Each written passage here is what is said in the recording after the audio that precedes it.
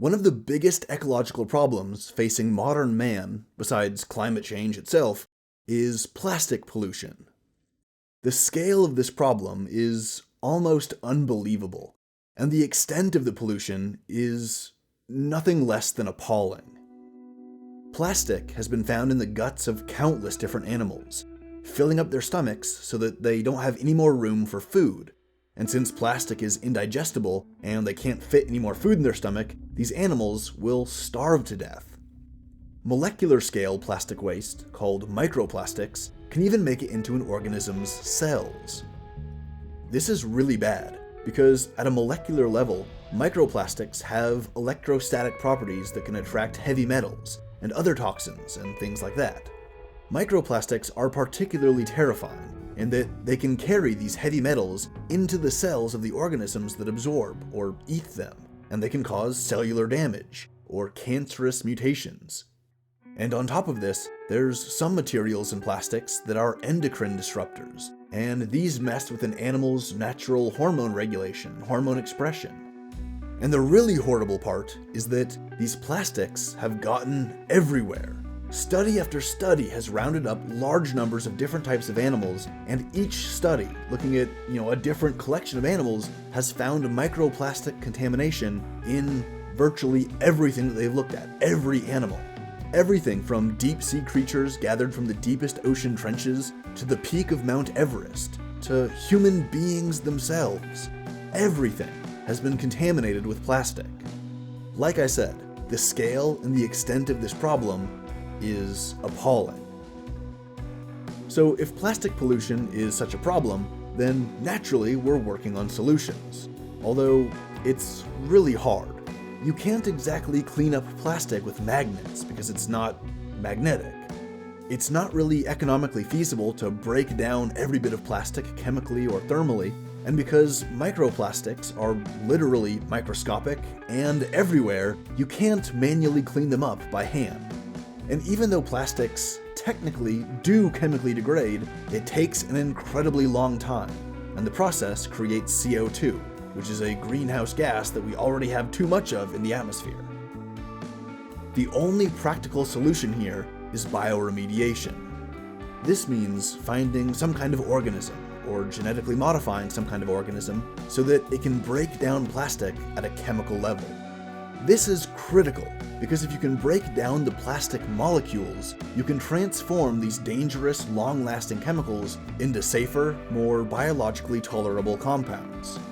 Ideally, you can turn plastic into nutrients that fungi, plants, microbes, and even animals can consume naturally, with no ill side effects.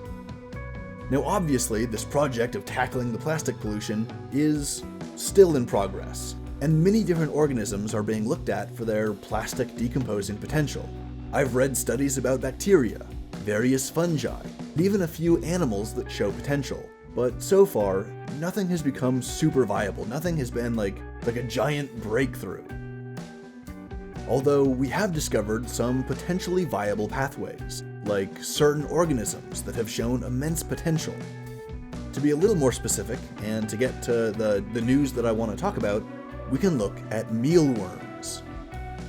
That's what today's science news is all about.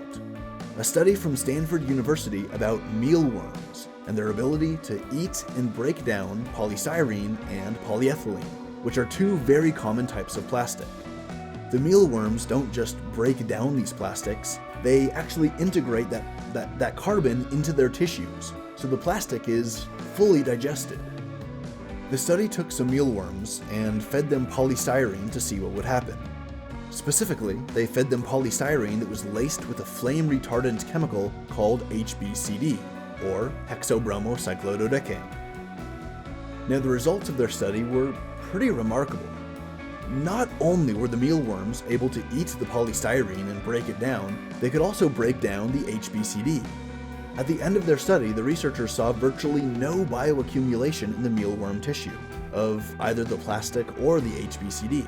There was very, very minuscule amounts of it, which is much better than what they were expecting. In fact, the mealworms were so good at breaking down this flame retardant chemical and the polystyrene that even after they ate a lot of it, the mealworms could still be used as a safe kind of food for larger animals.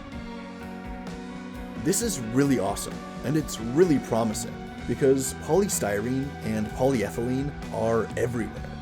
They're really common materials that sit in landfills and pollute habitats all over the world. Mealworms could be a viable way to bioremediate this problem. However, this is not the end. The problem is not solved. An uncertain possible outcome is that even though this plastic is being chemically broken down, small bits of plastic might still remain, like when you eat an ear of corn and there's leftover kernels in your poop.